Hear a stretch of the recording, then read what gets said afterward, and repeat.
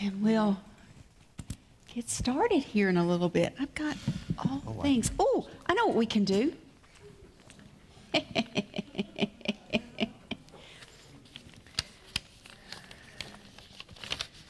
Okay.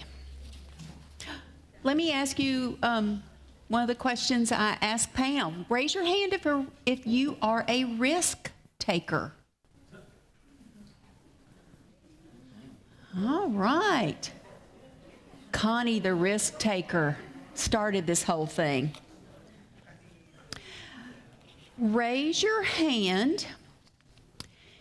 Okay, here are your choices, and then I'll let you raise your hand on each one. Would you rather have a personal chef or a maid? Personal chef. Both? Personal maid. Ooh, maid's winning. All right, let's see if we can find one more. Gender difference there. I think all the guys raised their hand for me.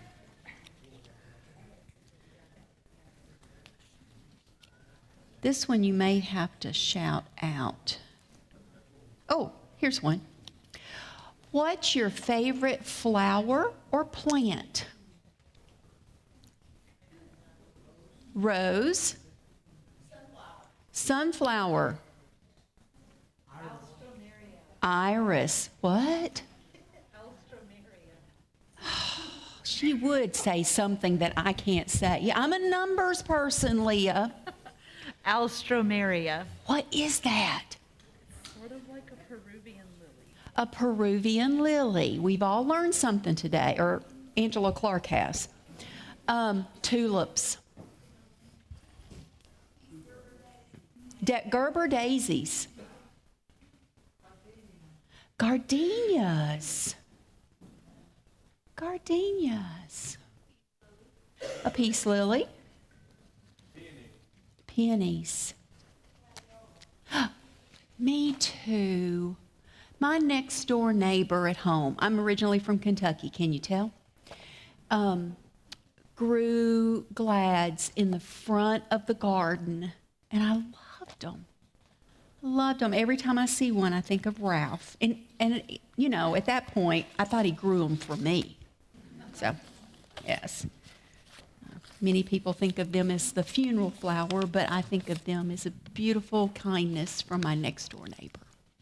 So, well, we're back, and I hope those of you that are joining us via live stream feel connected some. That was our greatest fear, was for those that were not going to be able to be here in person, but we knew that that's just part of our reality these days, is Zoom meetings and team meetings. How many people love those? Clergy, those of you that are leading churches, my heart goes out to you. I mean, that Monday through Friday, yes, I do that at work, but to do that for worship and meeting, yes. See many of you shaking your head. The film, the documentary, what'd you think? Powerful? Yes, like I said, this was the third time, and I'm still seeing new things. Through the very, very generous support through our Cabarrus Healthcare Foundation, we are able to have in this room that will be sitting in this chair. So come on up, Stu. Stu Maddox, like Tux, right? Yeah. Okay. You may recognize him from the film. There were a couple of times I saw your reflection in a picture frame. That was a mistake. No, it's not. Or, you know, out on the street. Yes. Talking to Carol? Right. We couldn't get into Carol, right? Yeah. Remember when we talked through windows to people? Mm-hmm. And Stu is the writer and director of this documentary.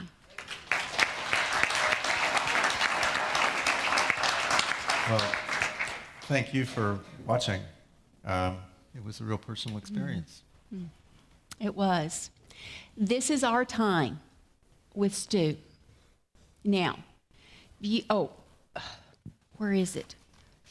I have to explain. We have people live streaming, and their only connection to us, maybe, to us to ask questions, to voice comments, is through my cell phone. So friends on live stream, if you have a question or a comment that you would like to send, I'm watching, okay? I might get distracted, so somebody remind me to check my phone occasionally. All right, I'm watching. Nothing is there yet. I also have some questions from the website, but I have where'd he go? Oh, there he is. I have a mic wrangler. Gil is going to be bringing the mic around. Oh, here we go. Marianne Miller, thank you. I can always depend on you. That was powerful. Thank you. Thank you. That's her comment. Back to Gil, our mic wrangler. He will bring the stick mic, so I've been told that that's what it's called. I invite you to speak into it. Please don't hold it at your knee and speak to us. Please hold it here so that we can hear you, so that our people that are live streaming can hear you. Whatever we hear through the system, they are hearing as well. We might also repeat the question if we need to. Deal? Who wants to begin? Oh, of course.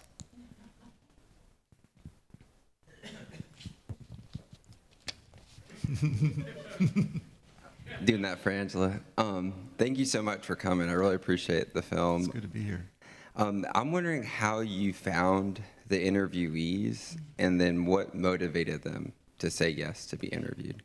It's a relationship, relationships that last probably a lifetime, I hope, because some of them are so special. And each of them play a part in my own journey through loneliness, and that was the reason I made the film. So each of them solved a different part of my own loneliness, or gave me examples on how to do that. And we found the people working with organizations that were already working on solutions to loneliness in different areas. And we asked them, who do you think personifies the problem that you're trying to solve? Not that they're a problem, but the solution, actually. Who is in the solution?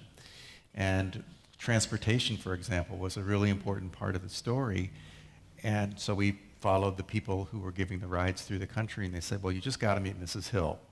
She's going to be perfect for your film. And that's generally how we meet people, and they become important parts of our lives and become part of my personal solution as well. So, working with organizations. Yeah. When COVID rolled in, what did you think? What did you have to get permission to continue? And so it's a little bit of a complicated answer, but it's a fun one. So we were 90% done with this film when COVID hit, and we thought nobody's going to get this. Nobody's really going to be interested in loneliness and isolation as an issue. And so, we obviously had a higher power of some kind working on our behalf as far as making that a silver lining. But the problem was that we had shot with all the people, but we couldn't get back to them. We literally couldn't get back to Mrs. Hill or to Ari or Tony in their apartments. So we actually sent them cameras. And sometimes in the film, when you see this very wide shot, for example, in Ari's apartment, or you see Tony walking around with the selfie stick, that's the camera that we've sent during COVID and asking him questions. Sometimes we'd ask through Zoom. And I hope I never have to direct through Zoom again, because I didn't realize how much situational awareness you need to be a director, and probably many other things that we do, because I really need to be able to say, do you see the dog, the cute dog in the corner? Will you swing around and get a shot of that? Mm-hmm. But when you have tunnel vision through Zoom, it's really hard. But I will say that all our subjects, including Mrs. Hill, actually are very tech savvy, because the hardest part was getting getting the camera going. Yeah. I'm impressed with Mrs. Hill being. Oh, yeah, and I do want to apologize. The stories kind of jump from the beginning to the end because of COVID. There isn't a lot of process. So, yeah. Amazing. Amazing. Who else? I would just like to take an opportunity to thank all of you for making it possible to have a conversation about this subject that's dear to me from personal experience, and maybe some of you also know people in your lives, or maybe you relate to some of the people who you saw. And you know, as a filmmaker, television background, you know, I ended up in LA along with the co-founder of the company, working for production companies and networks and things like that. But at some point, we decided to change and use our powers for good and became what's known as social impact filmmakers. So while this film will be seen, you know, on PBS or Netflix or something like that at some point, this moment right here in the life of a film is the most important, when the most change happens, and is the most valuable to me personally. Because someone hopefully will get something out of this, and I certainly get ideas from the audience. So if you're able to share with me this morning what's working for you in terms of helping people alleviate their isolation, I'll take that to the next screening, and we'll be able to kind of share our powers. See some hands. You got 3 so far. 3. I was struck by the complications, the complexity of the whole thing. And one of the things that occurred to me is it's not as simple as I once thought. How do you define loneliness? And I'll throw that question at you. So as far as research goes, loneliness has been separated from social isolation. So loneliness is the feeling. I know I'm lonely when I want more or better quality relationships in my life.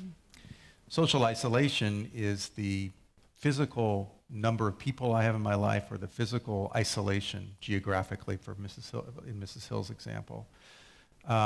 So those two kind of play off each other, but loneliness is the feeling, social isolation is the situation. And loneliness also is not depression. Loneliness may cause depression, and they're researching the causality back and forth. But loneliness is loneliness also is a proper feeling to have, and it's part of our evolution. We are driven to be around other people for survival, right? Back in the days when we were hunting woolly mammoths, you know, there was strength in numbers, right? So that was the feeling that drives us to be connected, still does today. But it's chronic loneliness that is the issue. When I feel lonely, say 3 times or more a week, or when I take the loneliness quiz that you can find, say, at AARP or on our website, and I'm scoring really high, I know that I am more lonely than I need to be, and it may be starting to cause health problems, or certainly is not comfortable or fun. Yeah.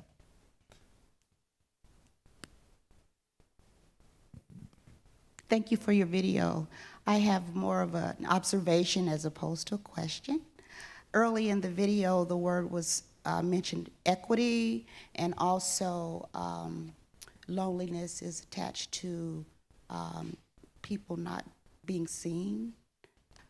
My observation was I did not see any black men in the video, with the exception of the young boy who went to see the lady, and so I just had some curiosity around that. I have some curiosity about that part of the story, and so there are no indigenous people in this film either, and I don't want to, you're right. Somebody said it's very complex, and this film cannot cover the complexity of each personal experience and what they bring to being that point when they feel lonely. And certainly black men and other people who are not visible in this film have an equal seat at this film, and maybe even a better story. And as an independent filmmaker, it gets very difficult to be able to be all-inclusive. But I can do it afterwards. I can now ask you, what's the important part of that story, or I can investigate it myself and try to include that into its own project, or change this film and add it later on. And also as an independent filmmaker, I get to open my film up and add that story when I have the ability to do so. So I'm very open to including other layers. There's so many, and there's so many intersections too, that we realized that each of these stories had to have income challenges and geography, or addiction and being othered, something like, everybody has all these intersections that conspire to this thing we all feel, which is loneliness, and feel more so. Thank you for asking the question. One of the things that I was quite struck by was the elderly woman who generally saw everybody as her friends. I forget her name. Carol? Carol, yes. I thought that would be a great icebreaker in some ways. If we were to all start an icebreaker with people in general are, and how would we finish that? That beginning, because then there were other ones who said different things. Because the young women, one of them said people in general are mean and scary because she was bullied. And so for each of us, I think that's a really interesting prompt to finish, and how that then affects our experience of loneliness later on and right now. But who are we? It's a really good point to make, and one of the reasons that Khulud and Humaira were in the film is because they're starting their trajectory or their life course, and I certainly could relate to them from having moved and being the new person in some ways. That there's a lot of ways I can't walk in their shoes, but the experience that many of us have had of moving around a lot when we were kids. Maybe you were a military family. Maybe you were an asylum seeker. Maybe you, as in my case, my father was moved around in his company a lot. I was in a new school every 2 years. Well, Karen Fredrickson Goldson said something to me really interesting. She said, well, you're more vulnerable to loneliness and isolation throughout your life because you never had a chance to make as many long-term lasting relationships. Sure, you've got them, but you were always being pulled out of the ones you were making to make new ones. So things happen early in life. It's tangential to your question or comment, but.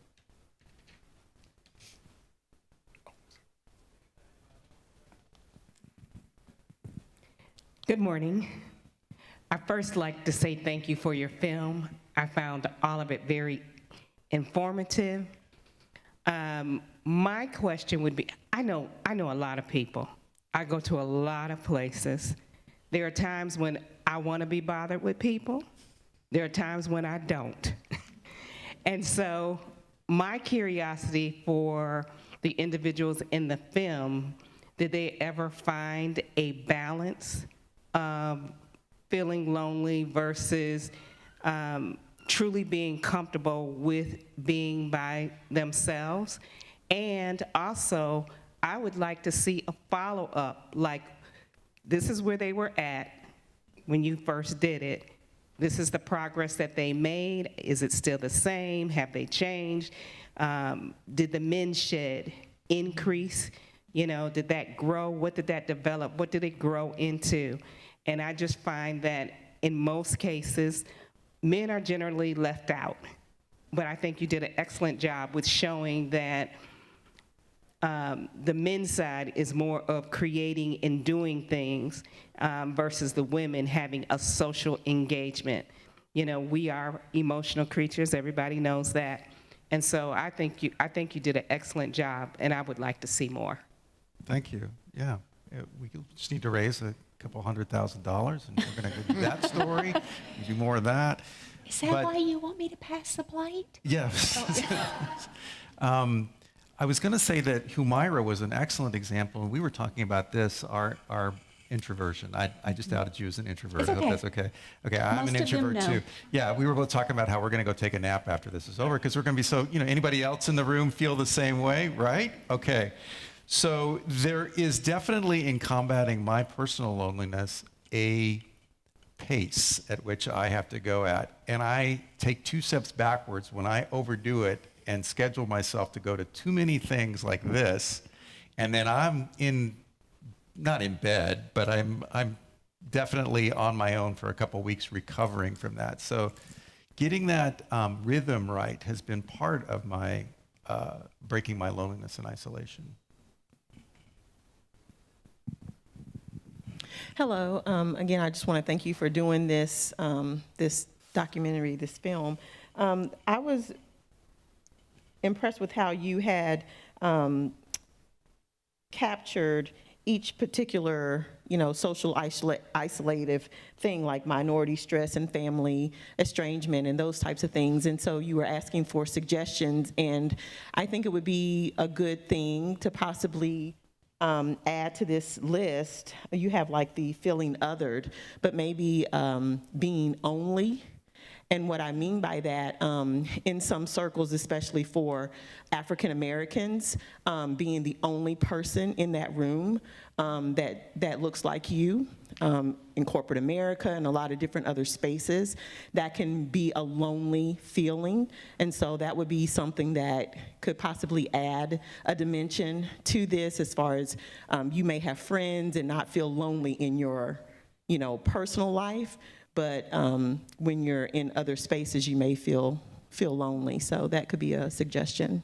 That's a great, thank you very much. Also, is there a solution that anybody feels around that, or a way that they cope with that? Professional loneliness. Yeah. Good evening. I don't have a solution, by the way. Oh, Harry. It's okay. I just want to say it was a great documentary. But I also wanted to perhaps ponder on, you were 90% finished with the documentary by the time the pandemic hit. It might be good if we might look at the fact that we lost thousands of people, not only in this country, but around the world. And it might be good to look at the issue of how death and dying, grief and loss played in the role of the church and the community itself. And because there was a falling off in the church during the pandemic, and a lot of it had to do with death and dying and grief and loss, and how that played out into loneliness, and what effect that might have now as we try to move forward.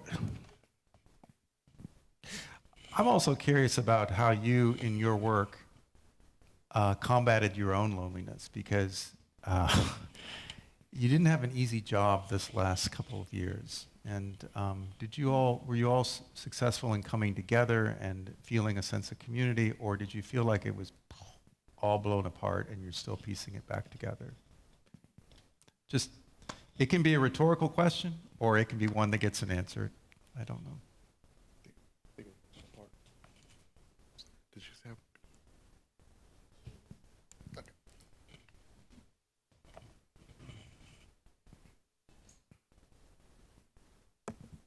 Thank you.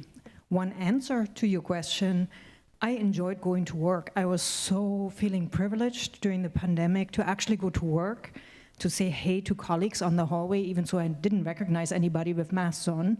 And name tags are sometimes not that helpful, but that really helped me a great deal in finding meaning and connection actually in the workplace. I worked in a different state actually during that time, and one of the funnest things about it as spiritual care was to go and meet people in other departments, like the schedulers behind the scenes, right, and do some well-being check-in with them, and so getting to know a whole nother community of the people that were working.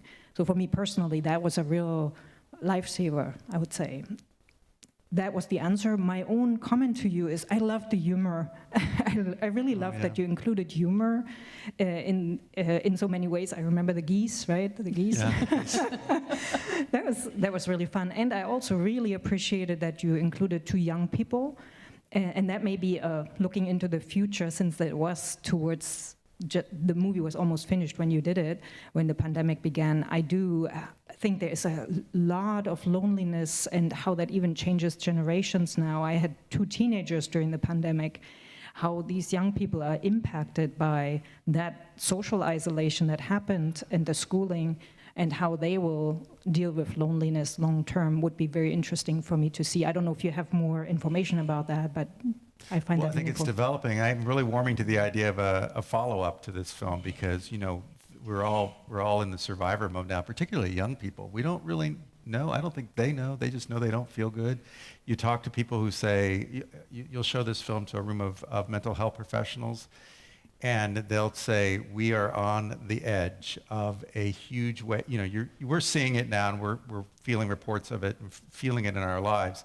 But it's the tip of the iceberg. They are preparing for things to get many more cases of mental health being a problem, particularly with young people, before it gets better. So, yeah.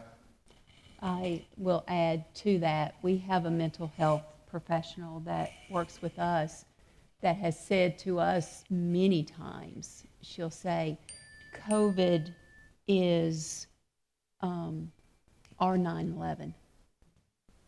The trauma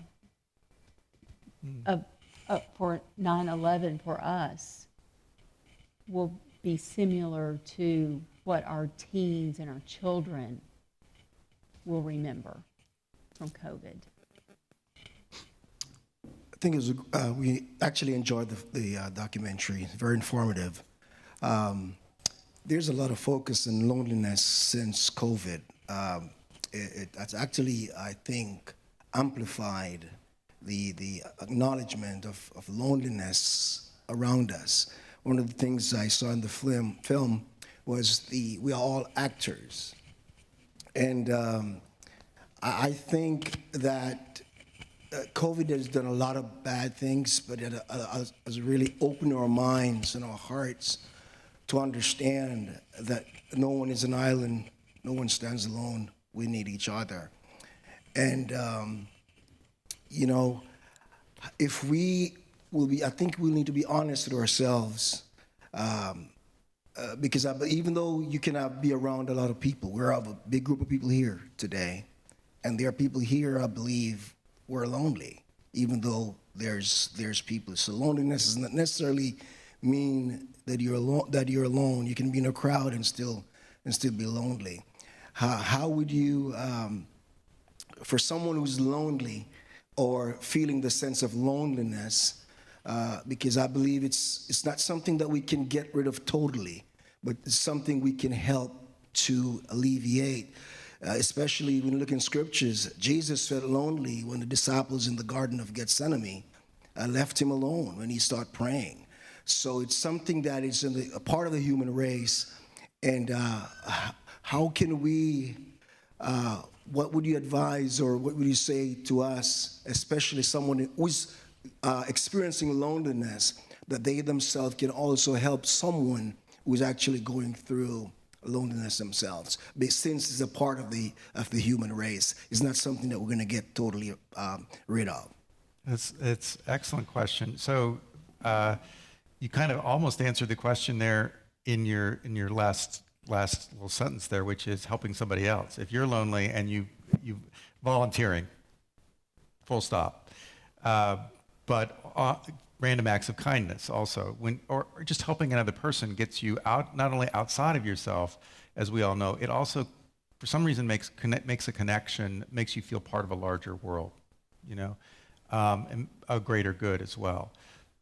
In terms of on a community level or on a group level, organizational level, so loneliness is an inside job, right? We all have an experience that takes us to this place.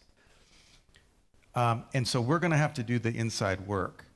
But communities, organizations, congregations can create opportunities for them to start that journey.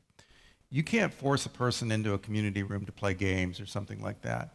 But you can create opportunities that will interest them, finding old interests and rekindling those, finding those guys that wanted to play soccer. You know, that's the kind of thing that is going to Without running. Without running, no running. Those are the kinds of things. Finding interests, common interests is really, or, you know, with the LGBT part of it, you know, there's a common experience there, common experiences. Giving people the opportunity to start their journey toward reconnection. It's a lot harder if you're homebound. And so there telephone programs, being part of those is a way to be there for other people, to volunteer. Home visits, befriending programs are a good way to volunteer and help people who are homebound. But I think it all starts with doing something for someone else and it comes back. I'm sure you all knew that already. I'm not giving you, you know, this whole thing about loneliness in the film. It's nothing, there's no smoking gun in here. We all kind of know what we saw. We all kind of just needed to be reminded of it, right? I certainly did as I was making it and talking to these people. We, at the hospital, did, one of our residents called all of our volunteers. You know, what happened when we shut down? Our volunteers couldn't come into the hospital. How many of our volunteers are 50 and older, you know, the old people? No running. No running. And that was part of their purpose, was coming to the hospital and helping. And we just told them, no, stay home. So one of our residents called the list. How many times, Lisa? Like 3 times. You know, went through and we're not talking 15 volunteers. We're talking triple digits maybe. And called our volunteers. And I'm just checking in, want to see how you're doing. Yes, we miss you. And that was incredible for the volunteers, because now that they're back, they're like, thank you so much for calling. Thank you so much for checking on me. Volunteer loneliness. Yeah, I mean, that's the one way you connect, and it's taken away. Yeah.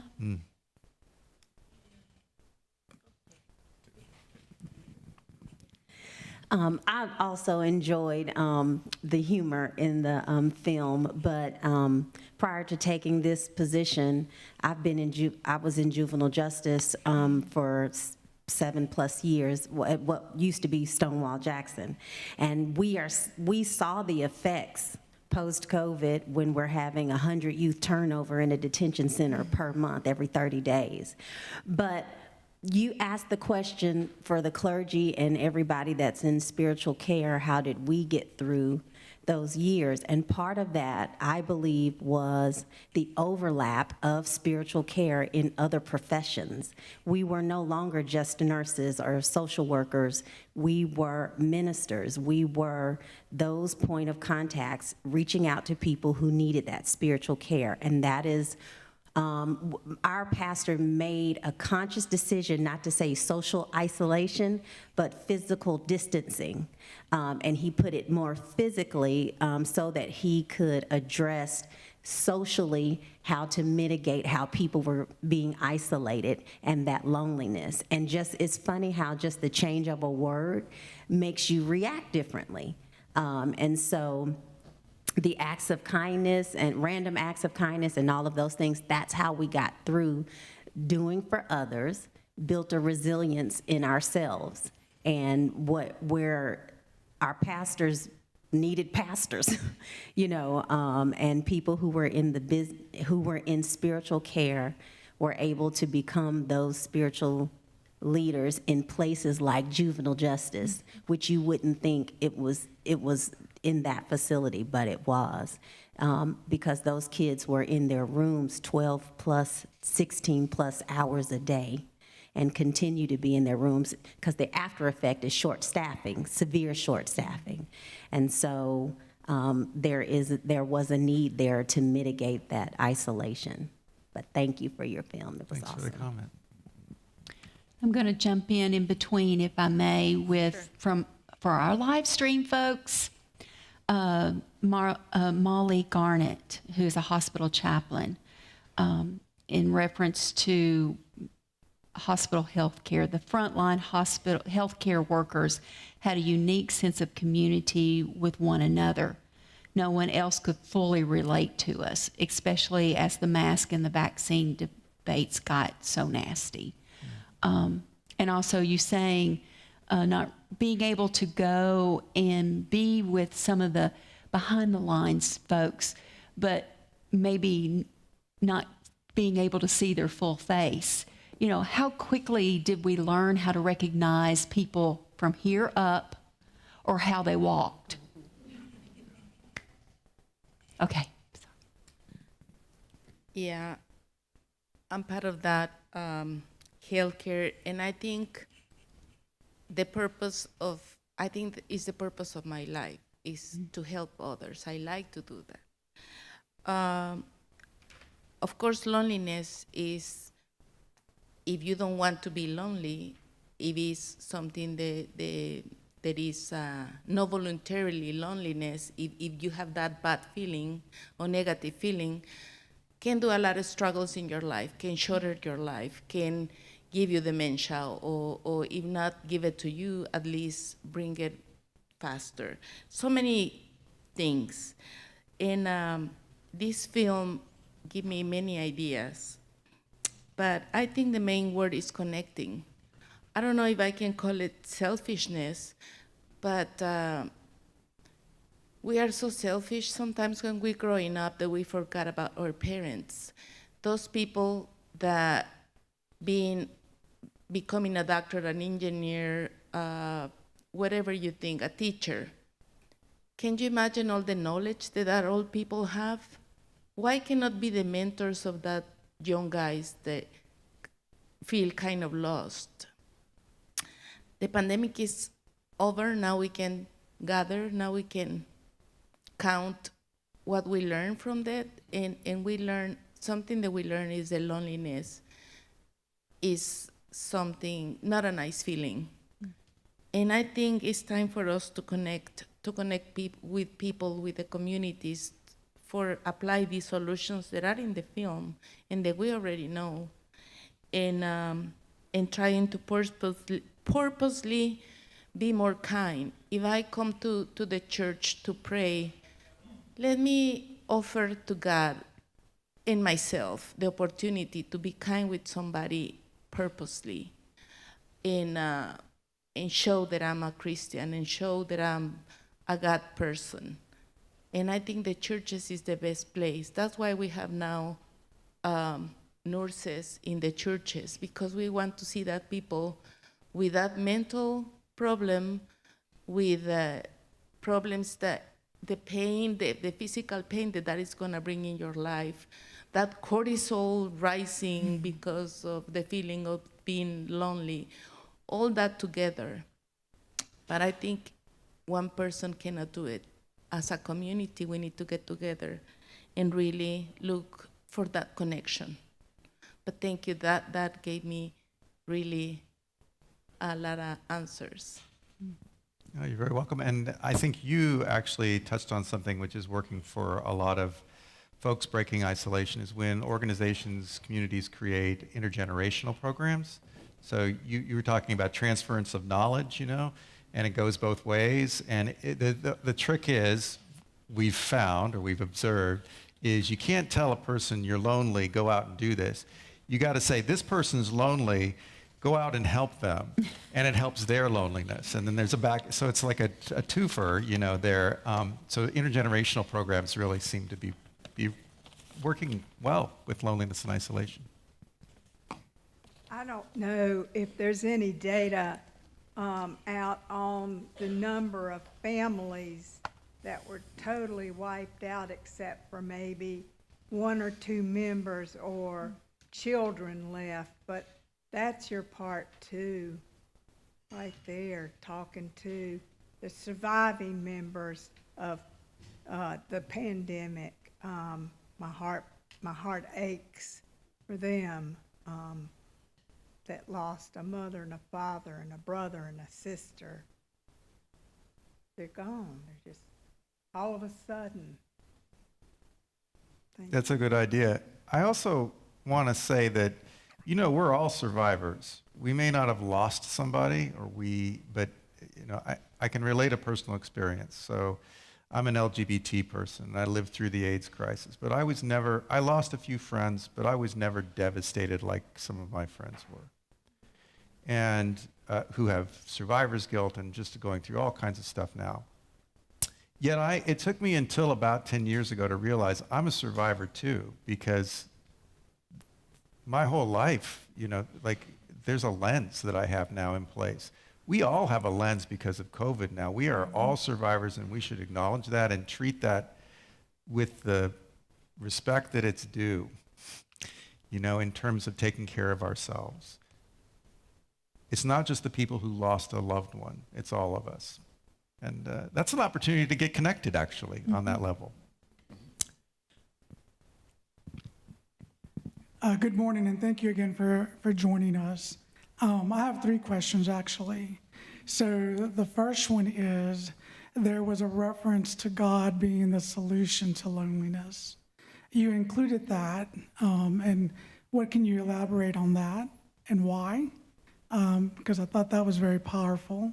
Secondly, there's only so much you can put into a film like this.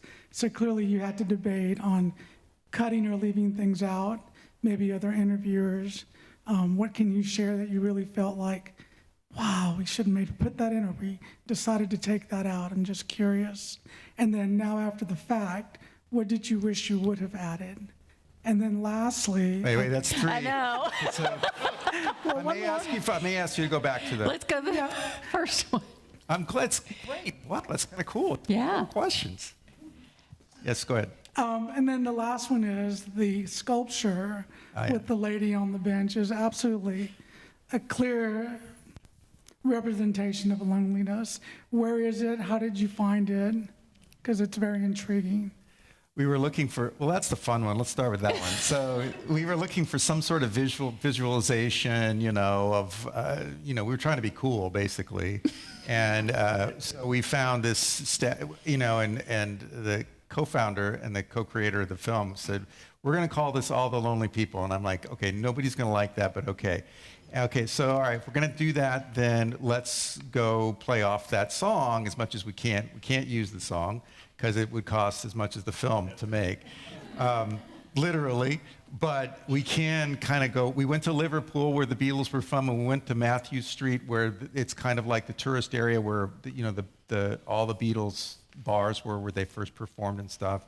And there is a city statue there to Eleanor Rigby, all the lonely people. So, and people walk by her and they just take a picture and they keep walking on.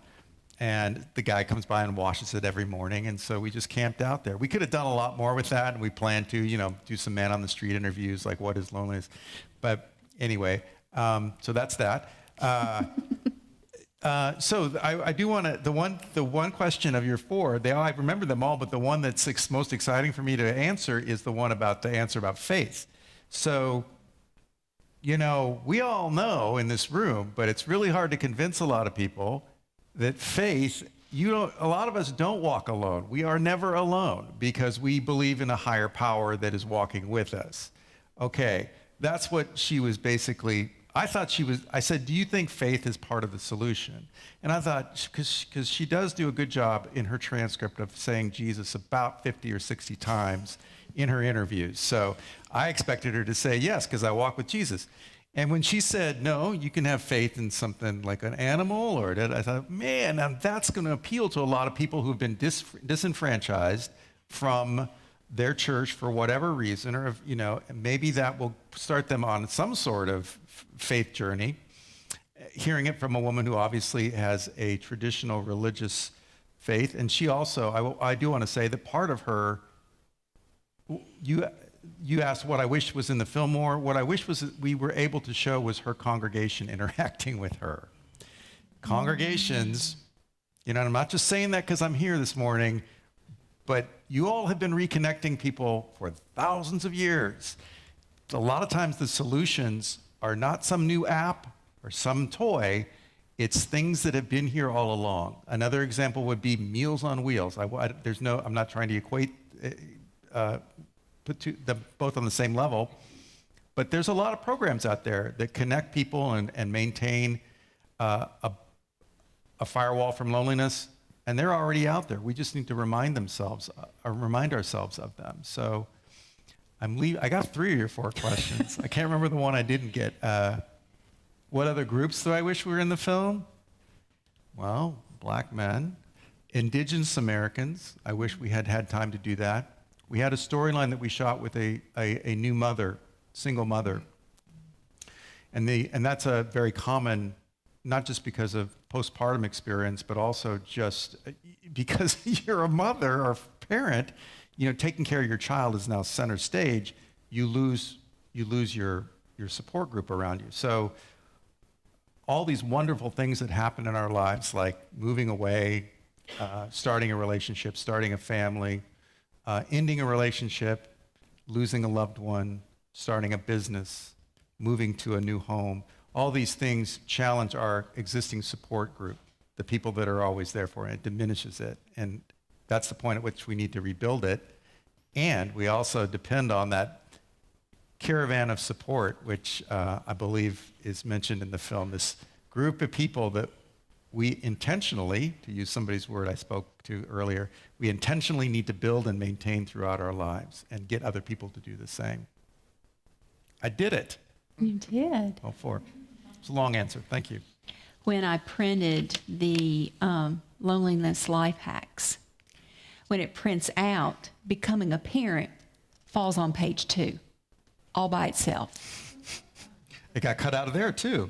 And so, oh no, I have this fancy program that we all share that I made the font darker, and I moved becoming a parent down there on that first page because, it really made me think of all the things you mentioned about, having a baby and coming into your life, and you're centered on that. But with that, family members could come in pre-COVID. There were showers, there were parties, there were meet and greets, the new baby, and then COVID. And how many people had to wait to even meet a brand new family member. Grandparent loneliness. Yeah. Yeah, there's one. Yeah. I live with one. Yeah. I mean, she Zooms with her grandchildren, but just that physical being with them. Different. Yeah, it is. Something that I noticed in the film is that it seems like a lot of the people who you interviewed at some point came to a decision where they did something about their loneliness, like going to the Pride in Anchorage or deciding to have conversations with strangers. And I'm kind of wondering what you saw, what kind of made them take up that agency within themselves to do something. As many of us are journeying alongside people who are lonely, it seems like it's not something you can force someone to do or change or get out of loneliness, but I'm just kind of curious what you saw in the people who you worked with, what led them to kind of do something different. I'm going to use that word, be intentional again, about their own loneliness. I don't know. I don't know, partly because COVID happened and we kind of got that middle part. It was very hard to document that. But I think there's something like Dr. Carla Parasonoda talks about, something that it's not a pill you can take. It's something that is part of you, which is this intentionality to take care of yourself and to understand the connection is important. I don't know if that's something that is given to you as you grow up. Maybe some of you might be able to build on that. It's a great question. Do you have any thoughts? Okay, let's turn to the audience.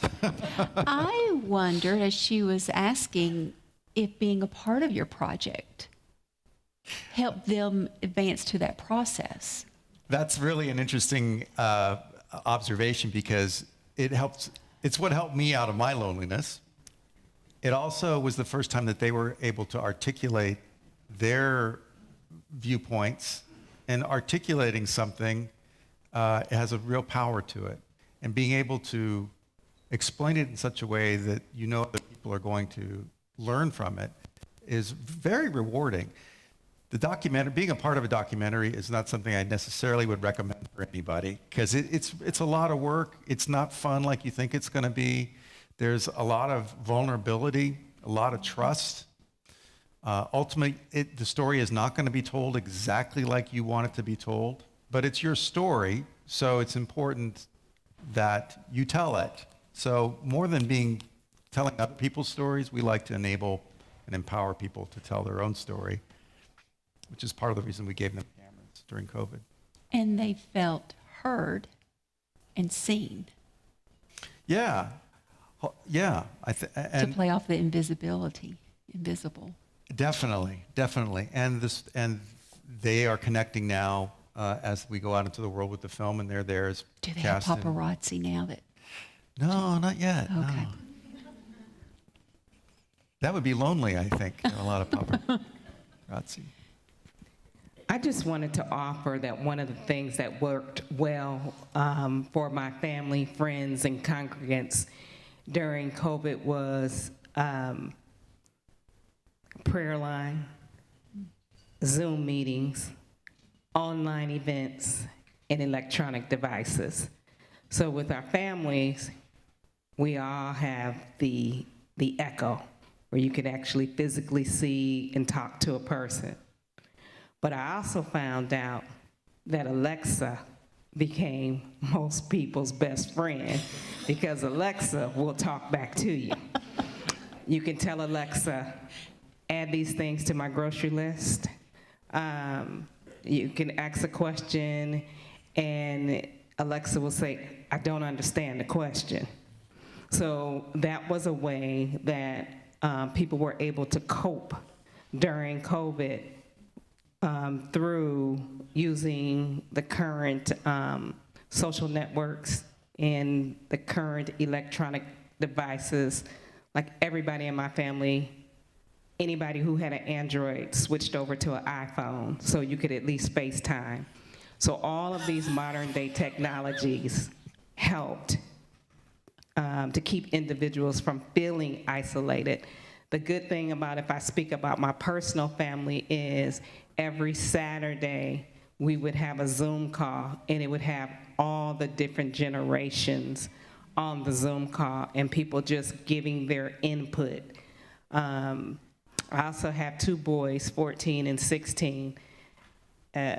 You know, the thing that kept my sons going, one of them is both of them are true gamers, but my one son had his PS5, and so he was still able to play against his friends. My other son, you know, for lack of terminology, he is truly a computer geek. He really is. And so he was able to play different games and interact with different people. And sometimes I would go, who are you talking to? You know, just because that's a voice I hadn't heard.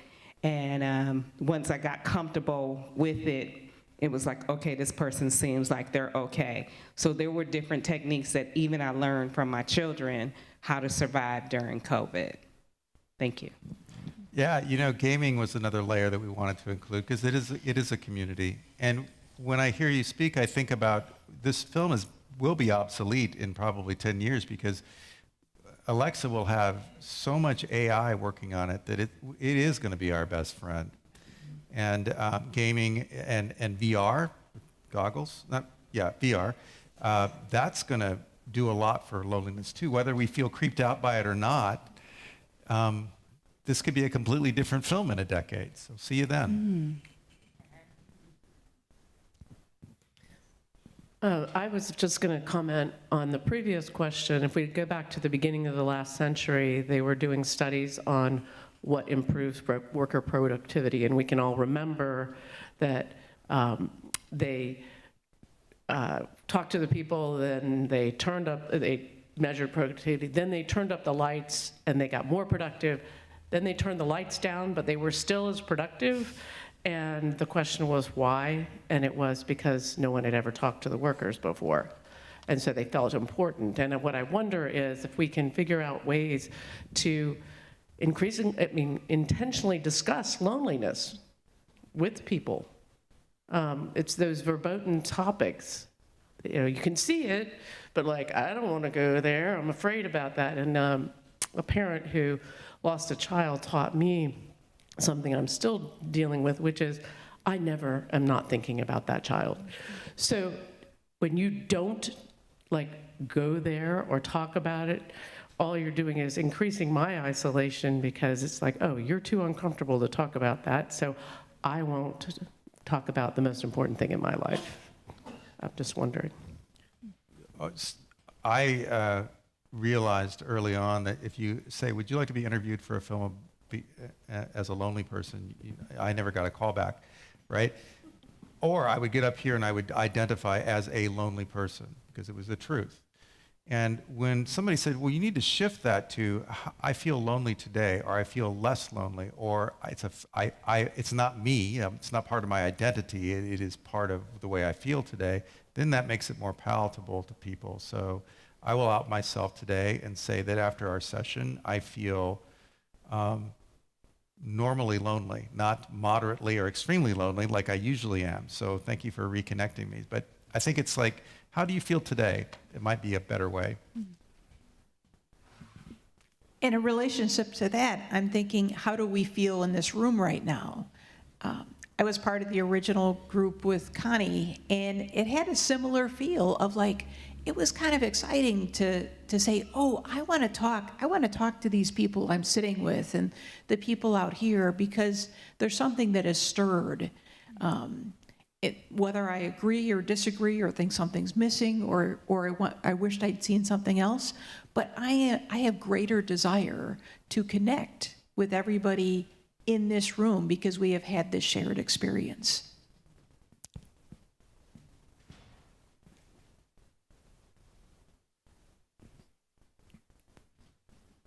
Just a quick question. Resolutions, these people are, you feel connected to them a little bit. Oh yeah. Your kind of heart was kind of just taken out when the ladies in Alaska lost their home and were living in a, in a hotel room for a while, and then later on they got an apartment. There was might not have been perfect, but there was at least a resolution to their story, I guess.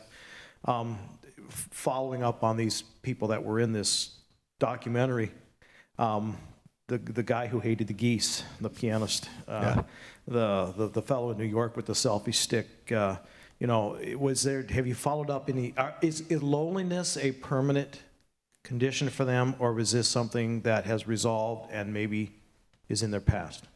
Wow, that's a great question. So we do keep in contact because they're, not as much as we'd like or we should, but Paul and Andrea are still in the apartment there, still thriving and reconnecting. And with COVID gone, they're able to access more services and do more. Tony, the guy with the selfie stick, is in New York. He's in a Broadway play right now or something, so he's his career. He got his wish, right? At 59, right?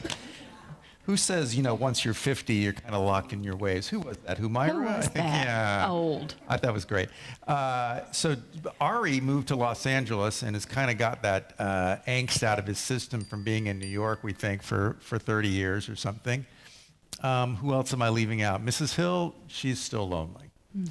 Her husband passed away, and she still takes Dial-A-Ride in and sits at the supermarket.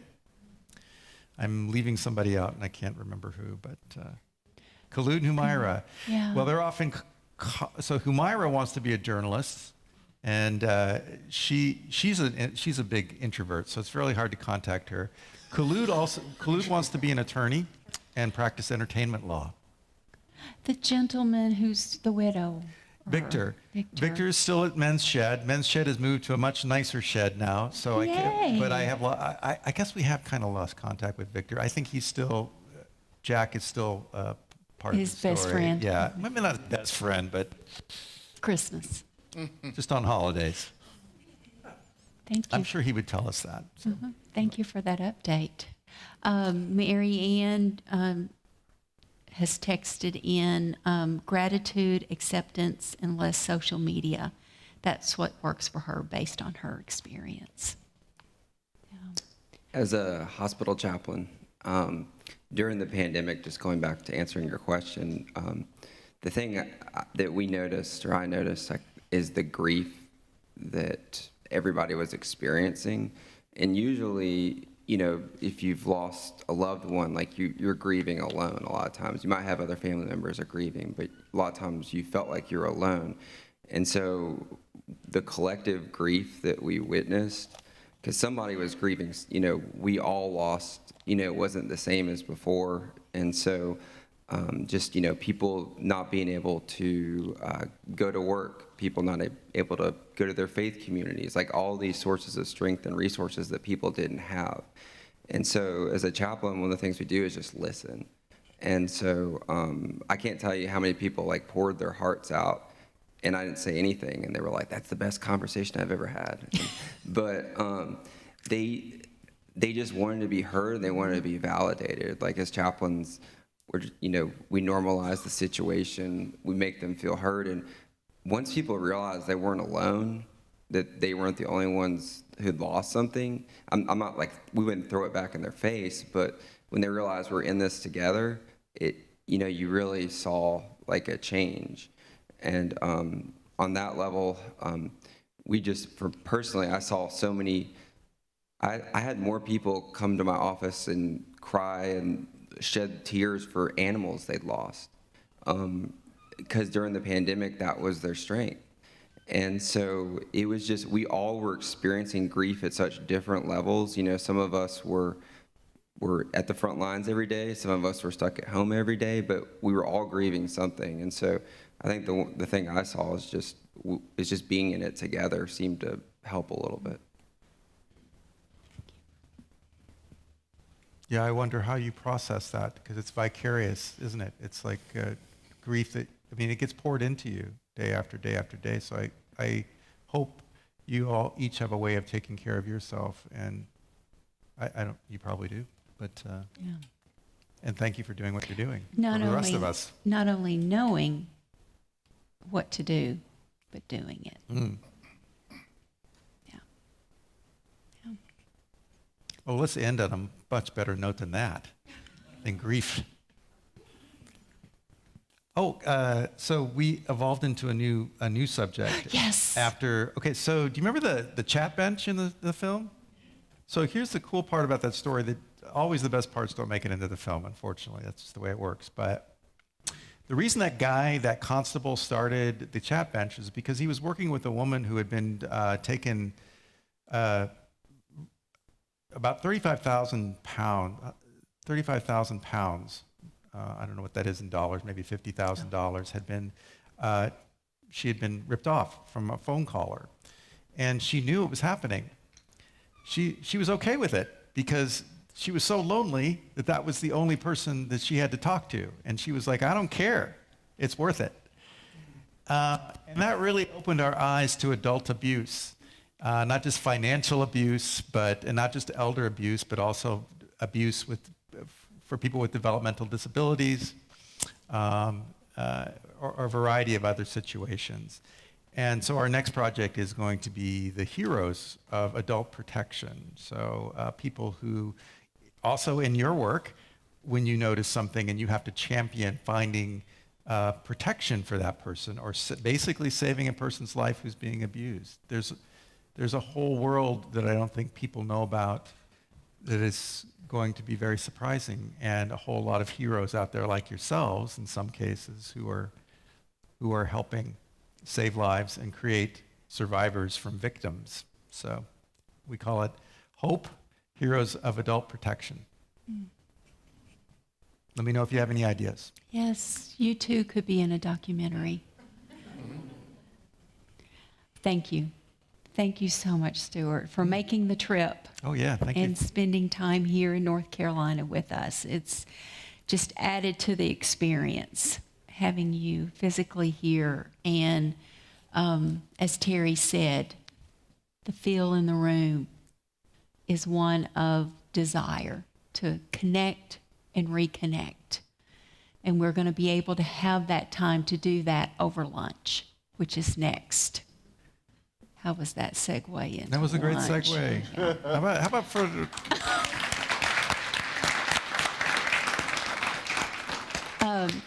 During that time, we will not, oops, Mary Ann, so sorry. I'm getting to you, Mary Ann. Oh, that was awesome. Thank you, Angela, everyone.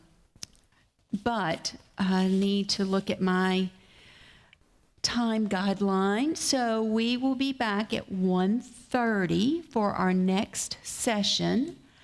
I encourage you to use this time to eat, reconnect, connect, go outside in this beautiful sunshine day. That was one of the things my mom and I did. Oh, go outside. To go outside into our neighborhood where we have wonderful, wonderful connections there. So we would go out and people would start coming out into their yards and we would have conversations in the street or the sidewalk. So that was one of our techniques. Our 2 tables, our faith community partners, I get that wrong, ministry, have a table back there. If you have not been, please go and visit that and see what opportunities there are. We have so many of our nurses here that are in our faith communities. And we are so excited to have them, but also want to thank them for what they do in these faith communities as well. We also have a table, the Cabarrus County Active Living and Parks. Did I get it correctly? Yes, Parks Department is here. They have those activities intentionally planned to help us reconnect. Visit them at their table, get information from them. Pam Hurley helped connect me to them, and I'm just so excited that you are here with us. In fact, yesterday you all had a pretty big event, a senior wellness day where if I had not been crazy busy, I would have probably dropped in because I could have worn my collegiate wear. It was senior university or something like that. Old you. Old you. Did I say that? Oh. How many of us like old you better? But please, please visit with them while they're here. All right. Greg Hathaway, will you come join us? Gilbert, will you hand the stick mic to Greg, please? Come stand over here. Greg is not new to Cabarrus County, are you? No, not at all. In fact, you served at Atrium Health Cabarrus when it was another name. That's right. It was, what was it? CMC Northeast, I think, at the time. Yeah.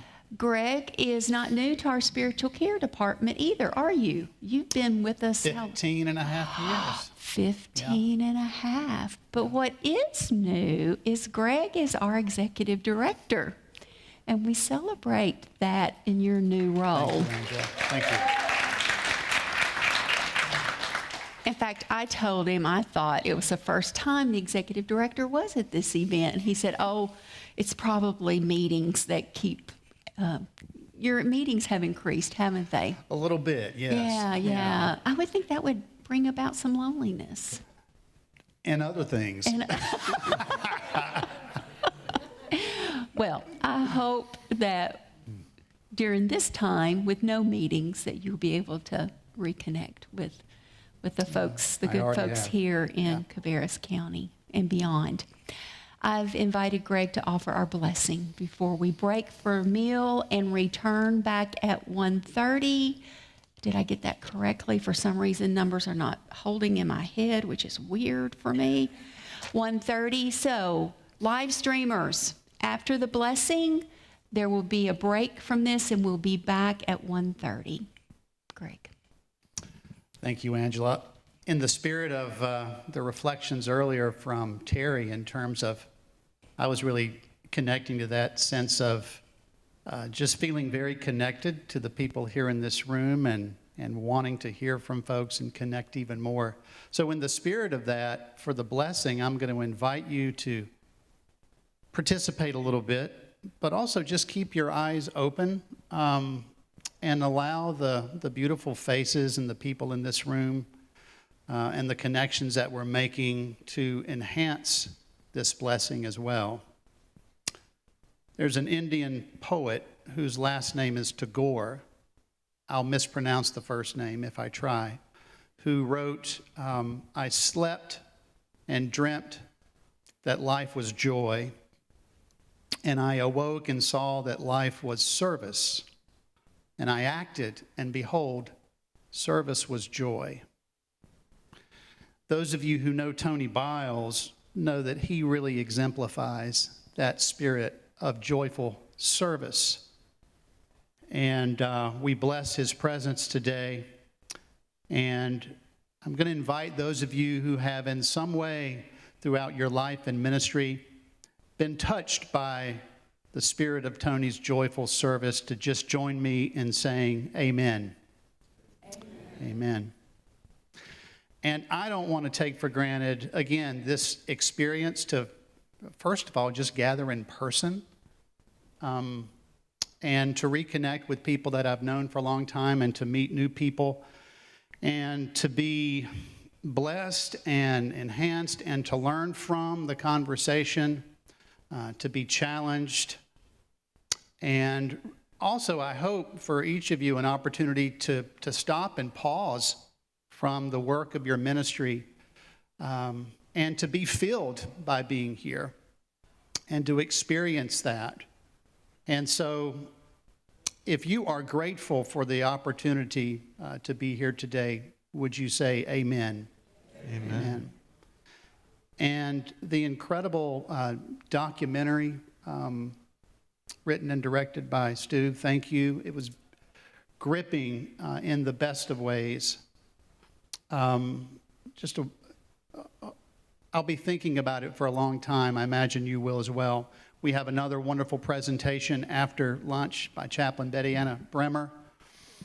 And all of those who've had a part in making today what it is, to Angela and her team at Spiritual Care, Pam Hurley and her team from Faith Community Health Ministries, to the foundation for supporting this event, and for, as Angela mentioned earlier, so many of the faith communities and individuals in this community who have given to that foundation, who make this possible. To All Saints Episcopal for giving us this space to meet in today. For all of that, may we feel into the gratitude for all of that and say amen. Amen. And then finally, because I bet you're hungry, for the food that we are about to enjoy and the fellowship around the table, we want to give thanks for those who had a hand in growing it and cultivating it, those who had a hand in preparing it, those who will have a hand in serving it, those who probably long after many of us are gone from here will be cleaning up afterwards. May we not take that privilege for granted, as we know and are mindful of the many in our community who don't have enough to eat, and those in our community who don't have shelter over their heads. So may we feel into the privilege of what it means just to have a meal together in this place. Would you join me in saying amen? Amen. And amen. God bless. Amen.